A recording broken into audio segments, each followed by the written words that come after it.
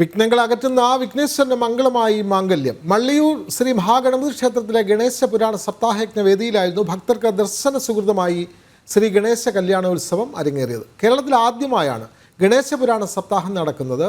മള്ളിയൂർ പരമേശ്വരൻ നമ്പൂതിരിയുടെയും യജ്ഞാചാര്യൻ ശരത് ഹരിദാസിന്റെയും കാർമ്മികത്വത്തിലായിരുന്നു ഈ ചടങ്ങുകൾ. ഗണപതി കല്യാണം നാളെ നീളെ എന്നാണല്ലോ. പക്ഷേ ഇന്നായിരുന്നു ആ സുദിനം. മള്ളിയൂർ ശ്രീ മഹാഗണപതി ക്ഷേത്രത്തിൽ ഗണനായകനായ വിനായകന്റെ വിവാഹ ആഘോഷം നടന്നു.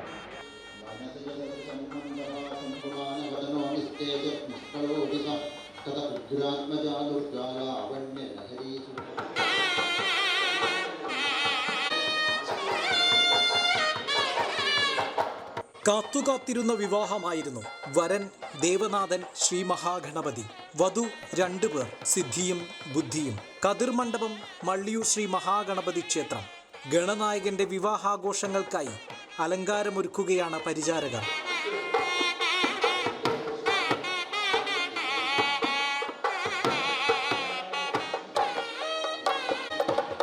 ഗജാനനന് പ്രിയപ്പെട്ട ലഡുവും പലഹാരങ്ങളും ഫലവർഗ്ഗങ്ങളും നിരന്നു. പൂത്താലങ്ങളുമായി കാത്തിരുന്നു ഭക്തർ. സ്വാഗതമോദി തകിലും കൈമണിയും നാദസ്വരവും.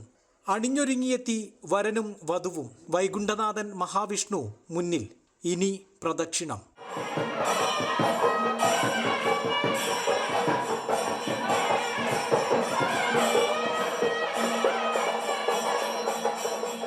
കഴിഞ്ഞ 5 ദിവസമായി ഗണേശ പുരാണ പാരായണം നടത്തിയ യജ്ഞവേദിയിൽ വധൂവരന്മാരെ പ്രതിഷ്ഠിച്ചു. ഒടുവിൽ മുഹൂർത്തം. താലിയണിഞ്ഞു സിദ്ധിയും ബുദ്ധിയും. വരണമാല്യം ചൂടി വിനായകൻ.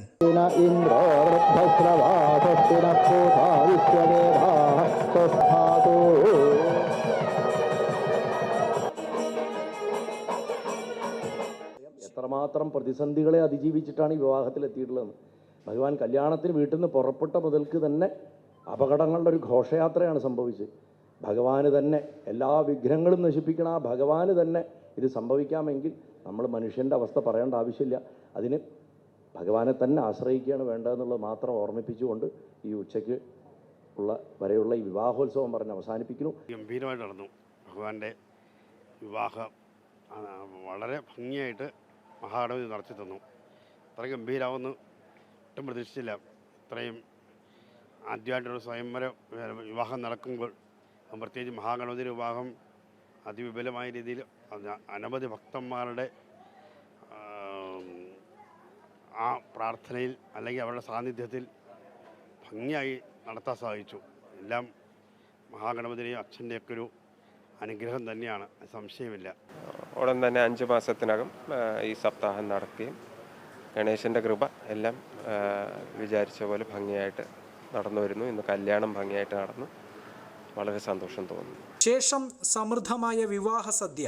ഭാഗവത സപ്താഹങ്ങളിൽ രുക്മിണി സ്വയംവരം കണ്ടിട്ടുണ്ടെങ്കിലും അപൂർവമായ ഗണപതി കല്യാണത്തിന് സാക്ഷിയായതിൻ്റെ നിർവൃതിയിൽ ഭക്തർ. സിദ്ധി ബുദ്ധി വിനായക ദമ്പതികളെ അനുഗ്രഹിച്ചും നെടുമംഗല്യം നേർന്നുമാണ് ഭക്തജനങ്ങൾ പിരിഞ്ഞത്. കേരളത്തിലെ ആദ്യ ഗണേശ പുരാണ സപ്താഹത്തിലെ ഏറ്റവും മനോഹരമായ നിമിഷമായിരുന്നു ഇത്.